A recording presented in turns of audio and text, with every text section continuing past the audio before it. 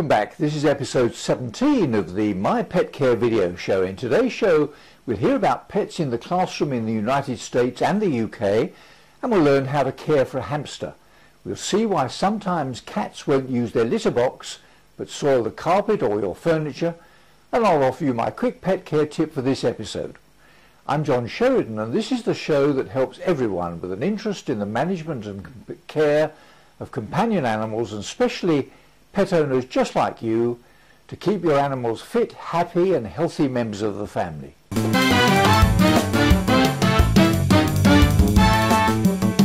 What's your view about welcoming pets into schools to give children an opportunity to learn about the pleasure and the responsibility of caring for animals, the different species and life cycles, and some understanding about why some animals are suitable as pets while others are probably not?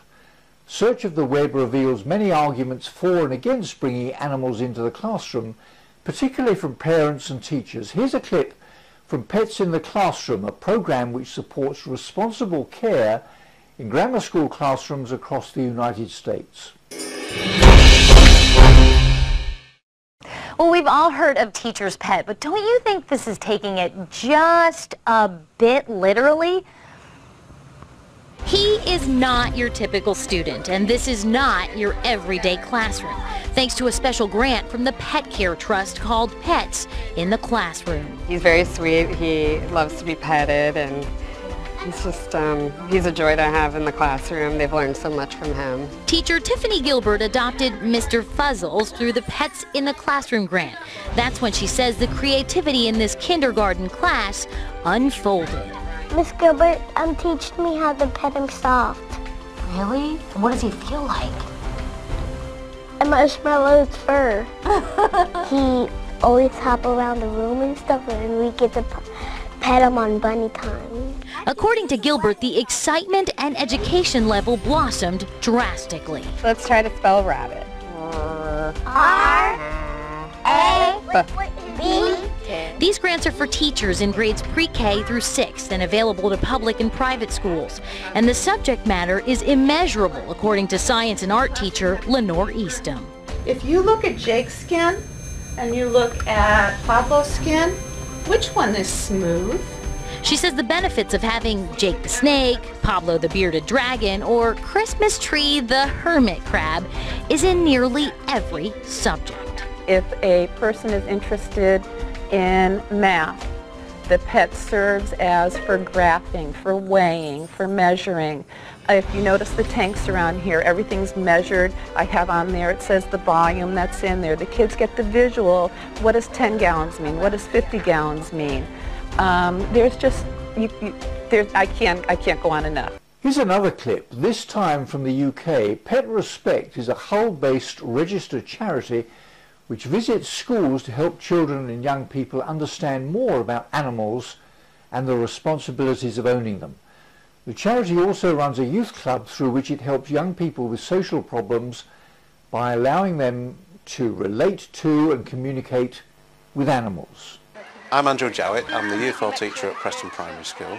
We've been doing the Pet Respect programme now for about 4 years, and we've always found it very successful, and I think it's very important for the children because they learn not just about how to look after their pets, but they also learn that these are actual living creatures, not toys. They have their own feelings, their own needs, and that it is a huge responsibility for a child to look after an animal. Hello children. Hiya. I'm Kim and this is Marina. And Jess has just gone, hasn't she?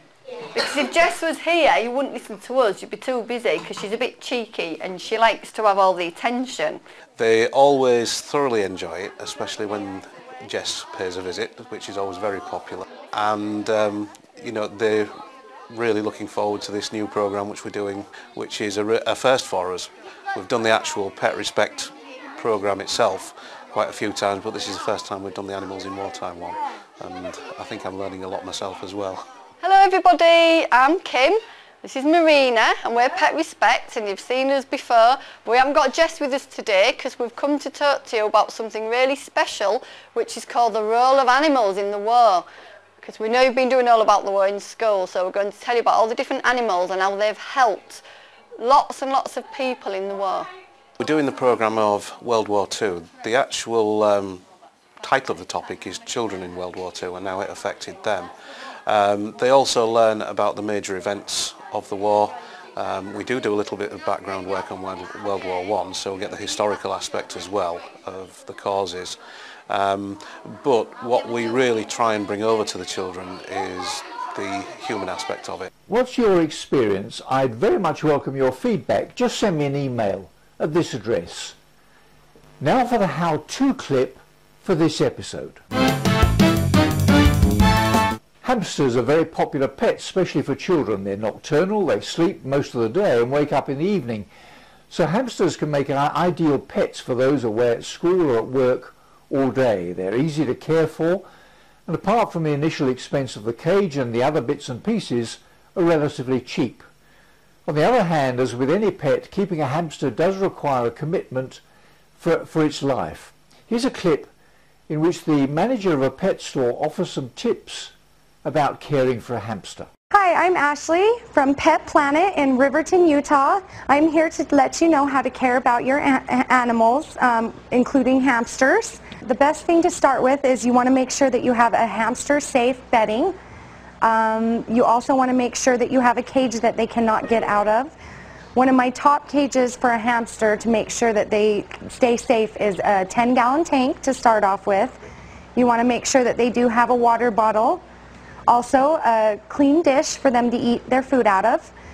And you want hamster food. It's going to be in your local pet stores, or you can contact me with any information that you have. One of the best ways to help them, because their teeth do grow quite a bit, you want to make sure that you do get a mineral block for them to chew on. That way they can maintain their teeth structure. Also, as well as just holding them every day and making them feel safe around you. Now for my quick pet care tip for this episode. Did you know that one of the most frequent reasons why cat owners seek veterinary advice is because of some urinary problem, which can result in discomfort or pain for the cat and unacceptable and unpleasant soiling in the home for the owner? On the other hand, perfectly healthy cats who have regularly used a litter tray for months or years can, for no obvious reason, change their routine and soil the bed, the carpet or the furniture. Here's a clip in which Dr. Marcia Martin offers some advice and some suggestions. Hi, I'm Dr. Marcia Martin, and we're here at Safe Harbor Animal Rescue in Jupiter, Florida. And today we're going to talk about why my cat won't use the litter box. House soiling is one of the primary reasons people bring their cat to the vet, and it can be extremely frustrating to deal with. So the first thing that we start with when we have a cat that's house soiling is we look for a medical reason for him not to be using the litter box. Is there a urinary tract infection? Does he have kidney disease, hyperthyroidism, any sort of underlying medical condition that would make him not want to use the litter box? We check that first. After that, we look at litter box habits. Where are your litter boxes in the house? Are they convenient to the cat? Can he find them? Can he reach them? Are they in places that aren't scary or high traffic areas? Places where he can relax when he uses his litter box. Litter boxes should not be these little tiny things they sell at the pet store. Yeah, they're convenient for us, but no cat wants to go in a little tiny litter box where he has to step in his own urine or feces to go to the bathroom. Or worse yet, has to step in his friend's litter coated with feces and urine. So clean your boxes regularly. Get a big box, something like an underbed storage container. Make sure there's at least an inch of litter in there. Check your litter. If they're not using the litter, go back to clay.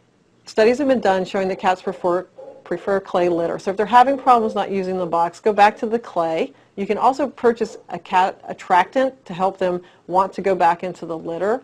Get multiple cat boxes and put them in places convenient for the cats. Stay away from litter boxes that have covers. It's been shown that cats really don't like those.